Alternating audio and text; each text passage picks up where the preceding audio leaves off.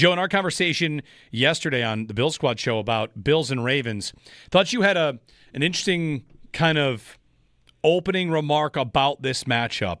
It almost feels like you want to warn people ahead of time to not get too invested in what the Bills defense does because of the matchup, because of the challenge. There's a lot of factors here, but basically don't write the book on the Bills defense on Monday at 8 a.m.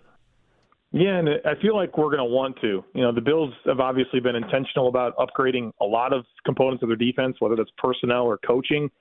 And, you get this Ravens team, and, I think you did a lot of this with the Ravens in mind. And, right, you got to be this defense that can beat Baltimore, that can beat Kansas City in the playoffs. So, that's certainly part of it. But, talk about just terrible timing. You're talking about a week one matchup against Baltimore that has a ton of continuity. They got a new left guard, and they added DeAndre Hopkins. Outside of that, everything's back.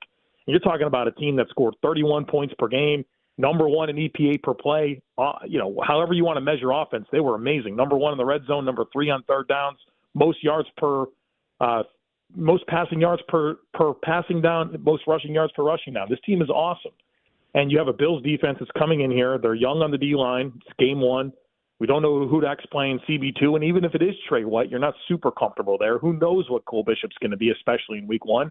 So it's just not, to me, a great measuring stick, but it's going to be. It's going to be a measuring stick for where this Bills defense is. And, you don't even get Michael Hoyt and Larry Ogunjobi for 6 more weeks. And so I would just look.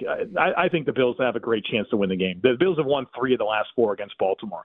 But if this is going to be the talk is, how the success of the defensive moves this offseason will not be fully answered in week one. And I think that's the right word, caution. I think we need to be cautious against allowing ourselves to do that.